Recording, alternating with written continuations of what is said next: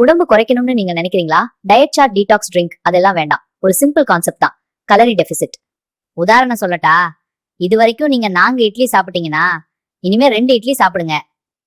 பசிச்சா நடுவுல சின்ன ஸ்நாக்ஸ் பிரிச்சு பிரிச்சு சாப்பிடலாம். நான் சொல்ற மெயின் கான்செப்ட் என்னன்னா, சாப்பிடுற அளவு தான் முக்கியம். வெயிட் லாஸ்க்கு முதல்ல கண்ட்ரோல் பண்ண வேண்டியது ஃபுட் குவான்டிட்டி. முதல்ல நீங்க 100% சாப்பிடுறீங்கன்னா அதை 75% ஆக்குங்க. அது உங்களுக்கு நார்மல் பிராக்டிஸ் ஆனதுக்கு அப்புறம் 75%லிருந்து 50% ஆக்குங்க. ஆனா அதுக்கு கீழே போகாதீங்க. அதிகம் கம்மி பண்ணினா மயக்கம், சுகர் லோ வரலாம்.